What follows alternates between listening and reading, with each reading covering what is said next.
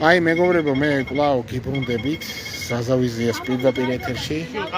უფლებადამცველი და ყოფილი პოლიტპატიმარი ზაზა დავითაია. მოდის ახლა როგორც ჩვენ გვითხრეს და აფუსფუსთენად ჟურნალისტები უკვე გამოდის გულბაათ ცხილაძის ადვოკატი ლაშა გოლუბიანი. აი გამოვიდა ის უკვე აგერ ჩვენ ვხედავთ მას უკვე. ნახოთ რა განცხადებას გააკეთებს გულბაათ ცხილაძის ადვოკატი ლაშა გოლუბიანი, რომელიც სხვათა შორის თავის დროზე ქართული ოცნების დამფუძნებელი. ლაშა, პირველად ალბათ ჩვენ უნდა გითხრა, ხო, რა ხდებოდა? მაშინ ცოტა გამოვიწევთ აქეთკენ და ლაშა გოლუბიანი, გულბაათ ცხილაძის ადვოკატი, რა ხდებოდა ლაშა? მოკლედ ვინახულებ, ბრალის წარგენა იყო შეუულებრივად, რა თქმა უნდა, ჩვენება არ მივეწით, ანუ არ აღიარებს ბრალს. და აღიარებს რა ჭაშობა ხედავებიან შეუულებრივად ადამიანი თვითონ უკავშირებს იმას, რომ რუსეთობის მონიტორინგის საბჭორო შექმნა და ობიექტივზე რომ 27 მარტიდან მაქო გადაწყვეტა რა რომ გააქტიურდა. სწორედ ეგ იყო მიზანი დაკავების. ანუ ვიღაცებს არ მოეწონა კვალიფიციური აქტიურობა და პირდაპირ ამბობს, რომ რავი, ჩემი მიზანი იყო, რომ ქვეყანაში მშვიდობა ყოფილიყო, რუსეთთან კონფლიქტი არ შესულიყავით და ალბათ ამის გამო მოხდა ჩემი დაკავება. 12 ტომი არისო, როგორც გითხრეს, მე ვიცი რომ შენ გაუთქმელობაზე გაქვს ხელი მოწერილი, თუმცა ისეთ კითხვებს არ დაგისვავ, რომელიც ამ მხრივ შენ პრობლემას შეგიქმნის. აი 12 ტომია და უბრალოდ აი მოხაზულობა რო გითხრა ამ 12 ტომში იმდენი რა მასალა არის შეგროვილი, რომ არაფერი ეხლა დეტალებში ვერ შევალდა, მაგრამ მაკულატურა პირდაპირ გეუბნები შეუძლებელი და რამე ისეთი ირეგული რომ ფიზიკურად გამოიყენონ და მაგის რაიმე დანაშაულებრივი ქმედება დასტურდებოდეს, მაგით არ არის რა ეგეთი რამე, იმიტომ რომ რეალურად ამ ადამიანს არანაირი ჟაშუობა და ქვეყნის საქმიანობა არ განუხორციელებია და რა უნდა იყოს ახლა შეგისწრებს. ლაშა, შენ გარდა იმისა, რომ ხარ ადვოკატი, პროფესიონალი პრაქტიკოსი ადვოკატი, შენ ხარ ასევე საზოგადო მოღვაწეც და მე ვიცი რომ ქართული ოცნების დამფუძნებელიც კი იყავი ერთი პერიოდი, ძალიან დიდი წვლილი მიგიწვის სამართლებრივი თვალსაზრისით ქართულ ოცნებასთან სამსახურში და რა ვიცი, მე მგონი ეს ხელისუფლება რაღაც გარკვეულწილად დავალებულიც უნდა იყოს შენს მიმართ. მე რა მინდა იცი რომ ამ შემთხვევაში როგორც ადვოკატმა კი არა, როგორც საზოგადო მოღვაწემ და როგორც მოქალაქემ გააკეთო კომენტარი, რასთანა გვაქვს საქმე, რაში დასჭირდა ჩვენ ხელისუფლებას გულბაათ ცხილაძის დაპატიმრება. იმართლა ვერ ხვდებით, აქ ახლა გულბაათ მეგობრები ვართ, ყველა შეკრებილი და ვერ ხვდებით, ანუ ყველა გაუგნებელი ვართ, რატომ უნდა დაეკავებინათ გულბაათ? ხო, ანუ კარგის მეტი ქვეყნები არაფერი გაუკეთებია, რუსეთსა და საქართველოს შორის ნორმალურ ურთიერთობაზე თუ რაიმე ნაბიჯები გადადგა და კონფერენციები ჩაატარა, თუ ამის გამო უნდა დაიჭირონ ადამიანი, მაშინ რა ვიცი. ჭიმჩენივით გამოაწყადო დიქტატურა და დაგვიჭირონ ყველა. ყველანი მომხრევართ რომ რუსეთთან ნორმალური ურთიერთობა გქონდეს. აი, ეგ არ მოეწონათ ვიღაცებს დასავლეთ დაანახეს, რომ აი რუსეთუმეებს ეგ იალკო მოგვაკერეთ ჩვენ. რომ ვაკავებ ჩვენ ქვეყანაში და ალბათ გადატვირთვა უნდა. ხოთქო ყობახიძე ბევრი რომ ამერიკასთან ურთიერთობები უნდა გადავტვირთოთო და გადატვირთვა დაიწყო გულბაათის დაკავებით. და ბოლოს ალბათ ერთი პატარა ისევ როგორც ადვოკატს დაგიბრუნდები, შენი პროგნოზი რამდენი ხანი გაგრძელდება ეს პროცესი და არის თუ არა შანსი რომ გულბაათ ცხილაძემ გამართლებით დატოვოს გისოსები? ანუ ამ ადგილში არაფერი ვერაფრით გაგვაკვირვებენ, შესაძლოა რა იმაზე მოქმედებები იყოს გარკვეული მიმართულებით და გამართულებელი განაჩენი დააყენონ, ვერ გეტყვით, მაგრამ ჩვენ უნდა ვიბრუნოთ რომ უდანაშაულო ადამიანი, რომელსაც გვიდან 12 წლამდე ემუქრება, არ გამოკეტონ იქ. და პროცესი იქნება ალბათ ხანგრძლივი. ხანგრძლივი იქნება და დახურული იქნება. აფკვეთის ღონისძიება როდესაც? ხვალ იქნება ალბათ ის. დღეს აფკვეთის ღონისძიება გადაიდო? არა, შესაძლოა დღეს ჩაატარო, მაგრამ დიდი ალბათობით უფრო ხვალ ფიქრობ. რატომ გაჭიანურდა? რატომ გაჭიანურდა? არა, არ გაჭიანურდა. ბრალის წარდგენიდან 24 საათში უნდა ჩატარდეს აფკვეთის. აფკვეთის ღონისძიება. მადლობა ლაშა, დიდი მადლობა. ეხლა მე დაგიბრუნდებით ჯაშუშიო მაგის თქმა შეიძლება რა? ორი კი არა ვინა. თვითონ არ ამბობენ აქ მე არ ვამბობ. რა თქვა ისობაში. მე ეხლა დაგიბრუნდები აი ჩემ მეგობრებთან ერთად, რომლებიც ასევე კომენტარს გააკეთებენ გულბაათ ცხილაძის დაპატიმრებასთან დაკავშირებით, აი ჯერ უბრალოდ კამერას მოვატარებ ჩვენს მეგობრებს, რომლებიც ხარდაჭერის მიზნით, სოლიდარობის მიზნით შეიკრიბნენ აქ და არ შეერათ რა თქმა უნდა ის ბრალი, რომელსაც უხენებს ხელისუფლება გულბაათ ცხილაძეს. არა ვარ ძალიან ბევრი, უფრო რა თქმა უნდა ბევრი მხარდამჭერი მოუხდებოდა გულბაათ ცხილაძის თანადგომის საქმეს, მაგრამ ნუ არა უშავს. ალბათ დადგება დრო და დრო ხალხის საზოგადოება მოგვემატება. აი ახლა მე პირველ რიგში მინდა ქალბატონ ჯენი ბურჯანაძეს ვთხოვო კომენტარი. როგორ შეაფასებთ ქალბატონო ჯენი გულბა ცხილაძის დაპატიმრებას? არ ვიცი, გაოგნებული ვარ. მე ჩემს ცხოვრებაში ესეთი ახალგაზრდა, ესეთი პატრიოტი, ესეთი განათლებული პიროვნება არც ვიცნობ. მე რომ შვილი მყარებოდა, ალბათ გულბაძე ყოლოდა შვილი, ალბათ გულბაძე მეტად არ მეყარებოდა. ნახევრად მყარი ვარ, რა გითხრათ. მეც თვითონ ვარ იმ საბჭოს წევრი. და იცით რას გეტყვით? რა არის ამაში? ცუდი, მე ვერაფერს ვერ ვხედავ. პატრიოტი რომ იყო გულბაძე ცხილაძე, იმიტომ ვიყავი მისი თანამებრძოლი და თანამოაზრე. მე დავიბადე და გავიზარდე კომუნისტურ ეპოქაში. მე მიყვარს რუსეთი და მინდა რომ ჩვენ გვქონდეს მეზობლური ურთიერთობა. თუ ხელისუფლებას არ უნდა, ხელისუფლება ხომ აცხადებს რომ დემოკრატი ვარო და მე ხომ აქვს უფლება ჩემი აზრი. განსხვავებული აზრი უნდა აიტანოს. განსხვავებული აზრი. და მე ამაში ვერაფერს ვერ ვხედავ და გაოგნებული ვარ. მადლობთ ქალბატონო ჯენი. ტარიელ გაგნიძეს მინდა ვთხოვო კომენტარი. ტარიელ რა სიტყვი აი ამ მოვლენასთან დაკავშირებით? რა ვიცი, მაინც აი რისი ნიშანი შეიძლება იყოს გულბა ცხილაძის დაპატიმრება? ხა ის რომ მას არ ჩაუდენია ის რასაც აბრალებენ, ამაში ყველანი ერთ აზრზე ვართ, მაგრამ აი როგორ ფიქრობ, მაინც რაში დაშივდა ხელისუფლებას ამ კაცის გისოსებს მიღმა გამომწვევა? მე ესე მგონია რომ გულბაათის დაპატიმრება შეიძლება ორი მიზეზის გამო გადაწყვეტეს.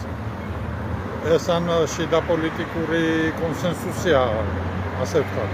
ან კიდე შიდა პოლიტიკური გიშპი სხვადასხვა დაჯგუფებებს შორის ხელისუფლების შიგნით.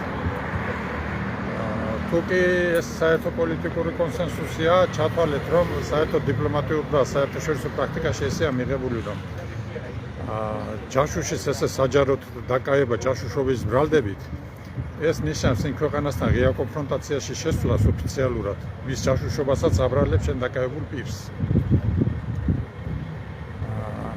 ხო და თუ კი ეს საერთო პოლიტიკური კონსენსუსია თქვამის თქვა მინდა ეს არის ესე იგი ჩვენი საქართველოს დღევანდელი ხელისუფლება შევიდა ღია კონფრონტაციაში იმ ქვეყნებთან და ვის ჯაშუშობაც დააბრალეს გულბა ცხილაძესთან. დიდი ალბათობით ეს არის აუცილებლად რუსეთი იქნება ერთი და მეორე ორ ქვეყანაზეა ლაპარაკი და მეორეზე ვარაუდი გამიჭირდება, მაგრამ ესეც საკმარისია. თუ კი ჩვენი საქართველოს ხელისუფლება გადავიდა, გადადგა ის ნაბიჯი რომ გადაწყვეტა რუსეთთან ღია კონფრონტაციაში შესვლა, მე მათ მინდა გავახსენო თავისი წინასაარჩევნო პლაკატი, რომელიც იყო ანალოგიაზე აგებული უკრაინასა და საქართველოს შორის პარალელები გაავლეს. ამის მთავარი გზავნილი იყო ამ ლოზუნგის რა რომ აი უკრაინამ აირჩია დაპირისპირება რუსეთთან და ამან მას მოუტანა ომი, სისხლისღვრა, სიკვდილი და ათასინგრევა და უბედურობა. და ჩვენ აირჩიეთ მშვიდობა და უარი ვთქვით რუსეთთან კონფრონტაციაზე და ამან მოგვიტანა ჩვენ მშვიდობა და აღშენებლობა. ესე იგი, ოცნებამ რადიკალურად შეცვალა თავის დამოკიდებულება და ქვეყანა მას მიყავს რუსეთთან კონფრონტაციისკენ, მაშასადამე ომისკენ, სიცოცხლისკენ და გრევა უბედურებისკენ. ეს არის უფალმა ნუქნას ასეთი გაგრძელება, მაგრამ რეალურად გინდა და ასეთი პარალელები ზედაპირზე დევს და იხვეწებიან რომ მადლობთ ტარიელ. გაურო და გააშკარო. ცნობილი ექიმი, ასევე საზოგადო მოღვაწე თინათინ გოცაძე ორიოდე სიტყვით, თინიკო.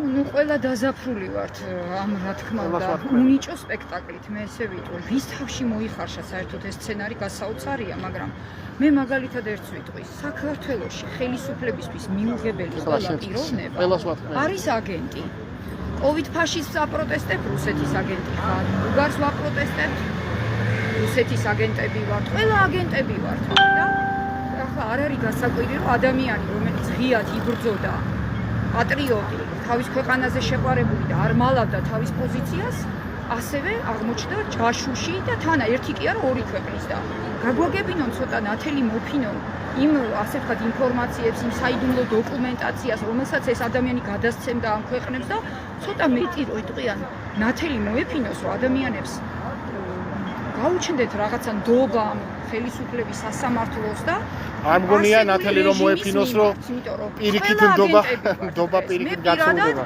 კიდევ ერთხელ ვამბობ, როგორც ბიოომის და კოვიდ ფაშიზმის წინააღმდეგ მებრძოლი ექიმი, ფიზიოლოგი, ასევე რუსეთის აგენტი ვარ. გარდა იმისა, რომ რუსეთში თუ მივიღებთ მონაწილეობას კიდე კონფერენციაში, ასევე აგენტის სტატუსები კიდე უფრო გვიმზადდება და გვიმძიმდება. საშინელ რეჟიმში ვარ. მადლობა თინიკო. ლაშა გიორგი ლომიძე გვეტყვის ორიოდე სიტყვას, აი ძალიან გთხოვთ მოკლედ, იმიტომ რომ ყველანი არიან მოლოდინში, რომ თავის პოზიცია დააფიქსირონ. ქართულს გვაქვს არგი გამონაკლისები. ცოტა ხმამაღლა. ენას ძვალი არა აქვს რა. ზედ გამოჭრილია აი ეს გამონათქვამი აი ამ ჩვენს უბედურებასთან მე ესე ვიტყვი რა. გუგას როდესაც გუბა ცხილაძის კაცი რომელსაც ეროვნულობისთვის და ქართულ ეროვნულ სახელმწიფოებისთვის მთელი თავისი შეგნებული ცხოვრებით არის გარვილი. ეს არის დიდი ცილისწამება და ცილისწამებელის ამის გამო მოეთხოვება პასუხი. მადლობთ ლაშა. ბატონი ვასო კოტაშვილი გვეტყვის თავის პოზიციას. ბატონო ზაზა მოკლედ მოგახსენებთ ჩემას. ესე იგი ოპერაცია ენვერით დაიწყო ნაცების კოცებად გარდასახვა. ხოლო ახლა რაც ხდება მე დავარქვი ენვერი 2. და ამით დაიწყო უკვე ნაცკოცური რეჟიმის დასამარების დასაწყისი. აი ეს იყო ბატონო ოლეგ რას გვეტყვით? რუსლან.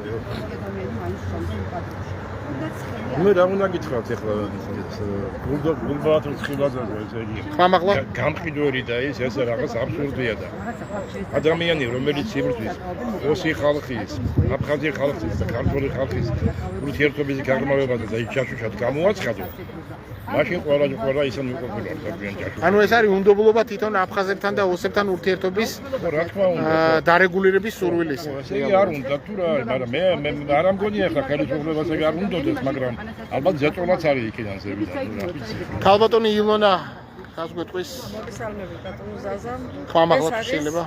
ეს არის სახელმწიფო ტერორი, ეროვნულობის, პატრიოტიზმის, განათლების ყველაფერი ქართული წინააღმდეგ. გულბათ ცხილაძე არის განათლებული, ერუდირებული, პატრიოტი, უზომოდ შეყვარებული თავის სამშობლოზე, კაცი, რომელსაც არასოდეს ერთი სიტყვაც კი ჩუმად არ უთქვია, არ დაუმალია თავისი ქმედება.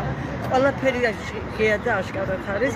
აი ამის გულისთვის კაცი დღეს განიცდის ტერორს, სრული ამ სიტყვის მეშვეობით. სახელმწიფო, რომელსაც ორჯერ მოუწყვეს სახელმწიფო გადატრიალება, ვიღაცა ჭეკლასის ელჩება, იმათ სიტყვის თქმის საშუალება და უფლება, როცა არა აქვს სახელმწიფოს, მაშინ მოდის შადიმანობის დრო.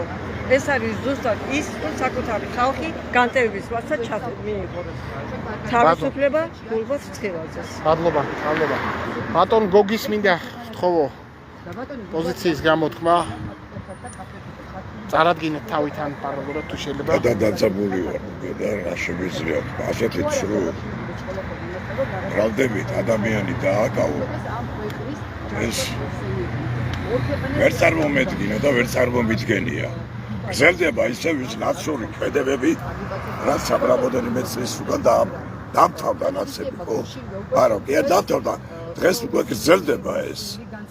იგივე ცრუ ბრალდებებით ადამიანების დაკავება, თანაც ისეთი ადამიანი, როგორც გულბათია, ეს არის სისტემის დანაშაული. სისტემის, რომელიც დღეს მოქმედებს საქართველოში. ისევ მინდა აქ ჟურნალისტი იმყოფება სხვათა შორის ცნობილი თეკლა გოგავა, რომელიც საზოგადო მოღვაწეც ბრძანდება, იმიტომ რომ ძალიან ბევრ მნიშვნელოვან მომენტს მოფინა ნათელი ჩვენი ქვეყნის ცხოვრებიდან გამომდინარე. თეკლას მინდა ვთხოვო, როგორც ჟურნალისტმა შეაფასოს ეს მომხდარი მოვლენა. აი თეკლა რასთანა გვაქვს საქმე? გჯერა გულბათ ცხილაძის მიმართ ბრალი ის? ზაზა გუშინმა მქონდა ძალიან მწვავე რეაქცია ამ საკითხზე. ცოტა ხმამაღლა თუ შეიძლება? ძალიან მწვავე რეაქცია მქონდა გუშინ დილით, გუშინ შუადღის შემდეგ, როგორც კი ეს ამბავი გავრცელდა, როცა ჟურნალისტიკაზე ვსაუბრობ, ჟურნალისტი უნდა იყოს მიუკერძოებული და ობიექტური და ობიექტურობის სადავე ქართულმა ჟურნალისტიკამ დიდი ხანია დაკარგა. ეს შენ უფროსი თაობის ჟურნალისტი ხარ და ძალიან კარგად მოგეხსენება. უდანაშაულობის პრეზუმპციას საერთოდ არ ითვალისწინებენ, წინასწარ შეფუთეს პრორუსული და ასე შემდეგ. ორი ქვეყნის ჯაშუშობას ედავება სახელმწიფო ადამიანს, გრიფით საიდუმლო დაადეს საქმეს, ადვოკატი და ვინც კომენტარებს, ბოდიში რო გერთო, ვინც კომენტარებს ვაკეთებთ, პრორუსი ჟურნალისტიო, აი ესეთ პრეფიქსს წარმომძღვარებენ ხოლმე. ეს არის სპეციალურ ხელოვნურად ეს ხდება, ჟურნალისტებმა იციან როგორ იმუშაონ საზოგადოების და მასის ფსიქოლოგიაზე. წინასწარ განწყობებს უქმნიან საზოგადოებას იმისთვის, რომ მერე შენი აზრი და პოზიცია საერთოდ არ იყოს სმენად და გათვალისწინებული ხალხის მიერ, იმიტომ რომ განწყობები თავადვე შექმნეს რუსეთის წინააღმდეგ უარყოფითი განწყობები საზოგადოებაში და მერე უკვე მარტივია ახალგაზრდის ტვინზე მუშაობა, როცა ტექსტი აქვს წამძღვარებული წინ, პრორუსული და ასე შემდეგ, ხო? დიდი მადლობა თეკლა. მე მინდა გითხრათ ჩემო მეგობრებო, რომ გუშინ დამიკავშირდა ტელეფონით ჩემი მეგობარი მამუკა ფიფია, რომელმაც სოლიდარობა გამოუცხადა გულბაათ ცხილაძეს, ის ძალიან შეწუხებულია და პირდაპირ ეს სიტყვები მითხრა, რომ აი უკვე აღარ ვიციო, მე აქ მამუკა ცნობილია, რომ მოლაპარაკებებს აწარმოებს, სხვათა შორის კრემლის ყველა მაღალ ჩინოსანთან, რეალურად მას აქვს გზა ხსნილი იმისთვის, რომ მოახდინოს ეს გადატვირთვა, რაც რუსეთსა და საქართველოს შორის ხდება და მამუკა მე მითხრა, რომ აი ამ დაპატიმრების შემდეგო მე რეალურად აღარ ვიცი უკვე რუსეთის ხელისუფლების ჩინოსნებს რა უთხრა, იმიტომ რომ ეს მესიჯი, რომელიც საქართველოს ხელისუფლებამ მათ გულბაათ ცხილაძის დაპატიმრებით გაუგზავნა, არის ძალიან არაკეთილმოსურნე რუსეთის მიმართ და ამას ალბათ ურთიერთობის გადატვირთვა კი არა, პირიქით ურთიერთობის კიდევ უფრო მეტად დაძაბვა მოყვებაო.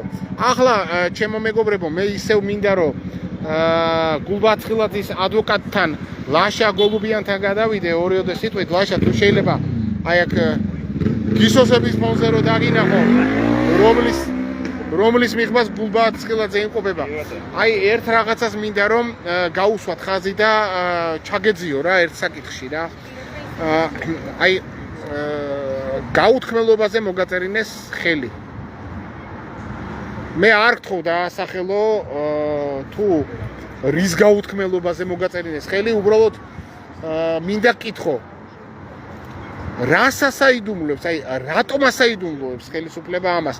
იმიტომ რომ, თქვათ, სახელმწიფოს ექმნება საფრთხე, თუ კი გამჟღავნდება საქმის დეტალები, რაც გულბაათ ცხილაძის წინააღმდეგ არის, თუ აი რის გასაიდუმლოებაზეა ლაპარაკი. რატომ უნდა ხო, მაგრამ შენ საქმეს ასე თუ ისე იცნობ ახლა უკვე. კი, 11-ვე ტომი მე და ბატონმა გულბაათმა ერთად დავჯექით და მთელი ღამე გავათენეთ და 11-ვე ტომი გავეწანით. სამე დანაშაულის ნიშანი იყო ეს. არ არის დანაშაული, რატომ უნდა ყოფილიყო განსაიდუმლებული, ვერ გეტყვი. აი მოდი ბრალიდან მოგიყვათ პატარა ციტატას, აგე პირველი შენთან ვამბობ. გულბაათ ცხილაძე საქართველოს ინტერესების საზიანოდ ბრალი ედება, რომ უწყო ქვეყნის დაზვერვის დავალების შესაბამისად საქართველოში ახორციელებდა სადაზვერო საქმიანობას. კერძოდ საქართველოს ინტერესების საზიანოდ აგროვებდა სხვადასხვა სახის ინფორმაციას, მათ შორის სამართალდამცავი სტრუქტურების მუშაობის, საქართველოში არსებული პოლიტიკური, ეკონომიკური სამართალდამცავი ორგანოების მუშაობის მეთოდიკა. საიდან უნდა წოდნოდა გულბაათ ცხილაძეს? როგორ მუშაობენ, მათი თანამშრომლების პირადი ინფორმაცია ან ასე შემდეგ და ნებისმიერი არ აქვს მნიშვნელობა. ამ ინფორმაციაზე წტომა ბატონ გულბაათს არ ქონდა. ანუ გეუბნებით, ბრალი არის ჩვეულებრივად, არ ვიცი რა დავარქვა, რა ვიცი, მოგონილი, შეციტყნილი, უბრალოდ ადამიანის გაშავება უნდა და ყველაზე მეტი გაშავება რა არის, რომ ადამიანს დააბრალო, აგენტი ხარ, ჯაშუში ხარ. აი რა მაინტერესებს, ლაშა, აი აქ ეს აუცილებლად უნდა კითხო.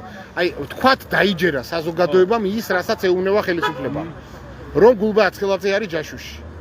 აი უბრალოდ ვივარაუდოთ რა. რა შეიძლებოდა გულბაათ ცხილაძეს შეეტყობინებინა მტრისთვის? რა საიდუმლო ინფორმაცია შეიძლება ფლობდეს გულბაათ ცხილაძეს? არ ქონდა თქმა. თუ საიდუმლო ინფორმაციასთან ბატონ გულბაათს თქმა ქონდა, მაშინ მთელი სახელმწიფო სტრუქტურები ყოფილა ჩამოშლილი. რატომ უნდა ქონოდა ან რომელი მისი ქმედებით დაზიანდა ქვეყნის ინტერესები? აგერ მეგობრები ვართ ყველანი და მის კონფერენციებზე ყველანი დავდიოდით. რაიმე ქვეყნის საზინიანო რამე იყო. და ყველაფერი იყო გამჭვირვალე. არაფერი არ იყო დამალული აბსოლუტურად. ვიტო ამბობ, ხო, ანუ ამ ადამიანის პოლიტიკურად გააქტიურება ბოლო აი ერთი კითხვა დაჟინებით გეკითხები, კვლავ დაჟინებით. აი ეს 11 ტომი შენ რო ნახე. თუ არ გინდა პასუხი, არ მიპასუხო. იქ რაიმე ნახე ისეთი, რომ გულბააცხილაძე რაიმე ისეთ საქმიანობას ეწეოდა, რომელიც შეიძლება საქართველოს კონსტიტუციით ან სისხლის სამართლის კოდექსით არის აკრძალული. მე როგორც იურისტმა იქ დანაშაულის ნიშნები ვერ დავინახე.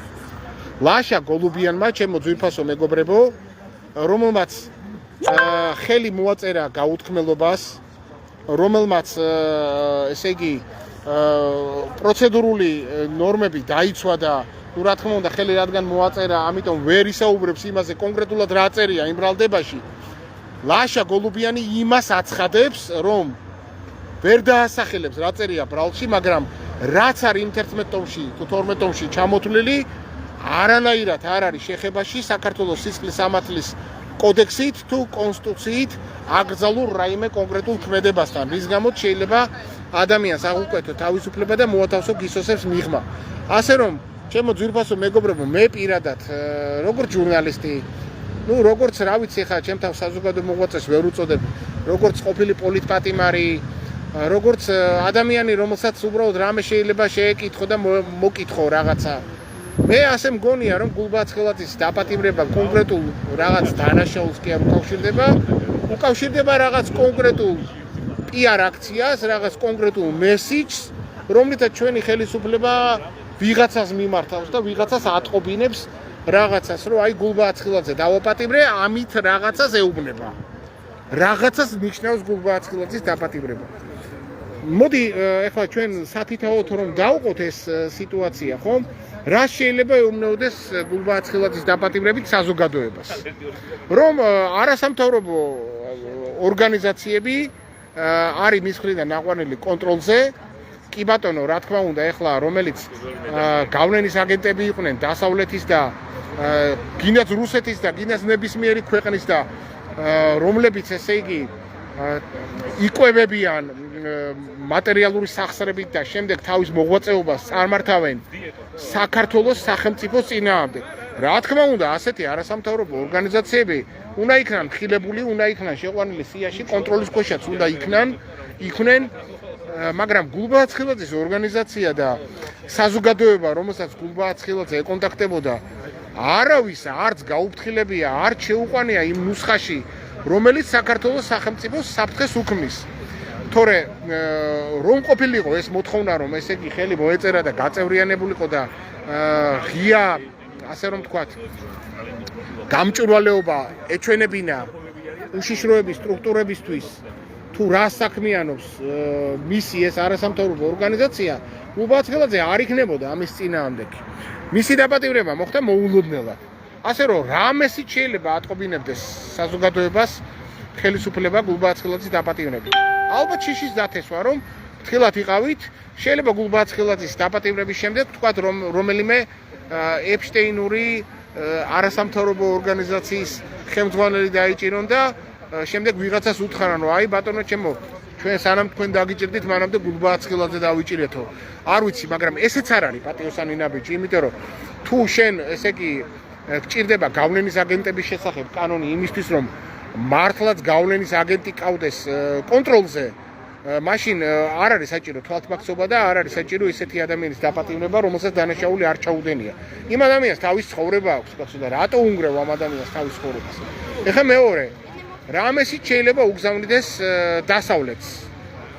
ჩვენი ხელისუფლება გულბააცხილაძის დაპატიმრებით, რომ აი ბატონო ჩემო, დავიწყე მასშტაბური ქმედება რუსეთის აგენტების გამოსავლენად.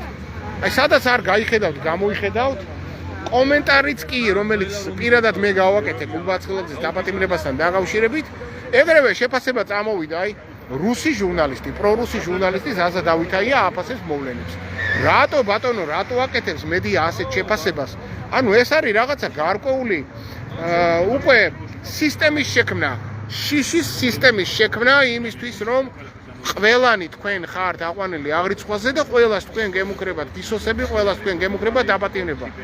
რა ვიცი, მე ხა ერთი სიცოცხლე მაქვს და ციხეც გამოვლილი მაქვს პრინციპში და რა ვიცი, აქვე ვამბობ პირდაპირ, რომ აი არანაირი ჩემ საქმიანობაში ერთი ნაბიჯიც კი საქართველოს სახელმწიფოებრიობის და სამშობლოს საწინააღმდეგო არ არის და ღმერთმა დამიფაროს ასეთ დამოკიდებულებისგან. აქ ვინც ვართ შეკრებილები, ყველანი ამ განზრახვით ვართ.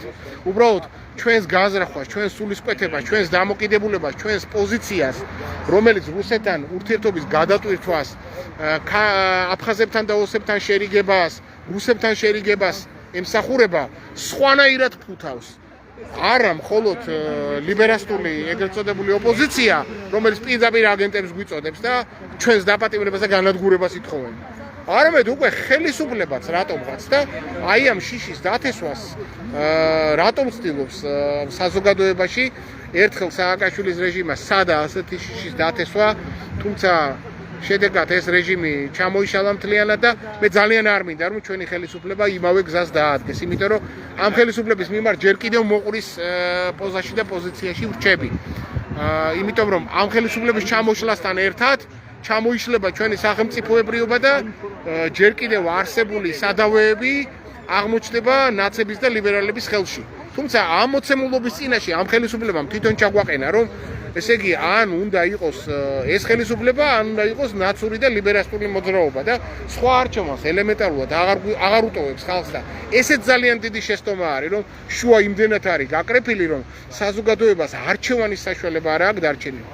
გავაგრძელებ ახლა მე იმ თემას კვლავ და მალე დავასრულებ, არ მინდა რომ ეს ეთერი გაგრძელდეს, რა მესიჯი შეიძლება უგზავნიდეს დასავლეთს. აი ბატონო ჩემო, ჩვენ თქვენიანები ვართ, ეუბნება ეპშტეინურ დასავლეთს ჩვენი ხელისუფლება, დაავიწყე პრორუსული სპექტრის და ესეც ძალიან ისეთი დამამცირებელი იარლიყი არის იმ საზოგადოებისთვის, რომელსაც პირადად მეც ვეკუთვნი. ძალიან დამამცირებელი, იმიტომ რომ არანაირი პრორუსული ჩვენ არა ვართ, ჩვენ ვართ ქართული ინტერესებიდან გამომდინარე მოქმედი და შესაბამისად თუ კი რუსეთთან ურთიერთობის გადატვირთვა გვინდა, ეს არა იმიტომ რომ თქვათ ოკუპაციას არ ვაღიარებთ ან არ გვინდა ესე იგი რაღაც კრემლს უკრავთ ტაშ და ცალფრივად და ცალსახად. არამედ იმიტომ რომ ისევ საქართველოს სჭირდება, საქართველოს სახელმწიფოებრიობა სჭირდება, ტერიტორიული მთლიანობის აღდგენა სჭირდება ეს გადატვირთვა. ხო და აი ასეთ ფონზე, როდესაც ჩვენი ხელისუფლება ეუბნება ეპშტეინურ დასავლეთს, რომ აი მე დავიწყე აქ პრორუსი ელექტორატის და საზოგადოების დაპატიმრება, მე თქვენიანი ვარ, ეს არის გზავნილი არა მარტო მათთვის, არამედ ჩვენი საზოგადოებისთვის. მე არ ვიცი რამდენად დაუჯერებს მას ეპშტეინური დასავლეთი, რომ ეს ხელისუფლება მათ ხარეს დგას. მე თუ მკითხავთ, ჩვენი ხელისუფლება უკვე აღარც ეპშტეინური დასავლეთის ხარეს დგას და რუსეთის ხარეს კი არასოდეს არ ყოფილა. ის არის უბრალოდ ახლა საკუთარი ძალაუფლების გახანგრძლივებაზე ორიენტირებული და ესეც ძალიან ცუდი ტენდენცია არის, იმიტომ რომ ხალხის ინტერესი ასეთ შემთხვევაში არის საერთოდ დაკარგული და ჩაკარგული. არ დაუჯერებს ეს ეპშტეინური დასავლეთი, ხოლო საზოგადოება ნამდვილად დაიჯერებს იმას, რომ ამ ხელისუფლებას მის მიმართ აღარ აქვს კეთილი ინტერესები და დაიკარგება ნდობა და გაჩნდება საფრთხის შეგრძნება ხელისუფლების მხრიდან. ეს არ არის კაი ნაბიჯი, რომელიც თუ არჩევნებამდე მივახციეთ, არჩევნებზე აუცილებლად აისახება, მაგრამ შეიძლება არჩევნებამდე ვერც მივახციოთ. შემდეგ, გზავნილი კრემლს, გზავნილი მოსკოვს, აი იმ ფონზე, როდესაც მოსკოვი საკმაოდ გაშმაგებული არის, სხვათა შორის იმ შეტევებით, რასაც მას დასავლეთი უწყობს. მე არ შევეხები საკითხს, რამდენად სამართლიანი არის მოსკოვის მიმართ შეტევები და რამდენად სამართლიანი თუ უსამართლოა მოსკოვის პასუხები, მაგრამ ფაქტია, რომ მოსკოვი პასუხობს მის მიმართ შეტევებს და პასუხობს საკმაოდ ძლიერი ფიზიკური ფორმებით. მე ძალიან არ მინდა, რომ მოსკოვმა საქართველოს ეს ნაბიჯი გულბაათ ცხელაძის დაპატიმრებისა მიიღოს როგორც მისდამი კეთილგანწყობაზე შუბის ძგერება და რა ეხა გულბაათ ცხელაძის გამო არავინ ომს არ დაუწყებს საქართველოს და არეშნიკს არ გამოისვრის, მაგრამ ყოველ შემთხვევაში რუსეთი იღებს იმ მესიჯს, რომ ადამიანები, რომლებიც რუსეთთან ურთიერთობის გადატვირთვას ითხოვდნენ, ხელისუფლების სამიზნე გახდა. შესაბამისად ეს ხელისუფლება არ შეიძლება ჩაითვალოს მის მიმართ კეთილგანწყობილად, ხოლო კრემლი თავის მიმართ არაკეთილგანწყობილ ხელისუფლებებს როგორ ეპყრობა, ჩვენ ეს ძალიან კარგად ვიცით. ახლა კიდე ერთი მომენტი და ნიუანსი. ნუ რას იგებს ხელისუფლება თვითონ ამ პროცესით? თავის თავს დაუმტკიცა რაღაც, თქვათ, გულბაცხილაძის დაპატიმრებით? სამართლიანობის პრინციპი ირღვევა ქვეყანაში. იმიტომ რომ შეკაი ადამიანო, იჭერ, კაი, გასაგებია, მაგრამ ღია მაინც გააკეთე პროცესი ამ საქმეს რომ ხურავ გრიფით საიდუმლოს ადებ საზოგადოებას იმაში გარკვევის საშუალებას არ აძლევ რომ რეალურად რა დგას იმ ბრალდების მიღმა რა კონკრეტული მტკიცებულება დგას რა ამყარებს ამ ბრალდებას რომ საზოგადოებამ თვითონ განსაზღვროს იქნება მართლა არის ეს კაცი დამრაშავე კაცო იქნება მეც აგერ პირადად მისმა მეგობარმა გულბაცხილაძის მეგობარმა ზაზა დავითაიამა არ ვიცოდი და რაღაცა იმნაირია გამკაც ჩადენილი რა სადღაც ისეთ ადგილას არის მისული ისეთ ადამიანს არის შენახვედრი ისეთ რაღაცაზეა ხელი მოწერილი იქნება ეს რატო არის ეს ყველაფერი დამალული საზოგადოებისგან ვის აზიანებს აი ამ ინფორმაციის აი ამ საქმის მასალების დამალვა და დაფარვა რა თქმა უნდა აზიანებს ისევ ხელისუფლების მიმართ საზოგადოების ნდობას და ამას მე როგორც ხელისუფლების მოყვარე ისევ ვამბობ შეიძლება ხელისუფლება ამას ვერ გზნობს რომ ამ ნდობას საზოგადოებისგან თვითონვე ურტყავს შუბს და თვითონვე აზიანებ ამას და თვითონვე ანადგურებს. ჩემო ძვირფასო მეგობრებო.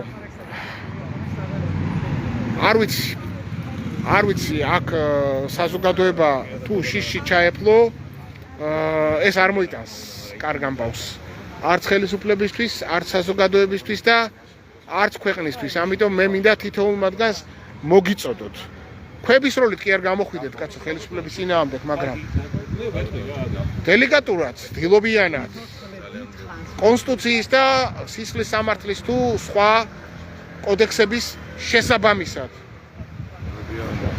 გამოთქვით თქვენი პროტესტი, რომ მოხდა ის, რაც არ უნდა მოხდარიყო. არასწორი მოხდა და ხელისუფლებას კი ძალიან ვთხოვ და მოუწოდებ.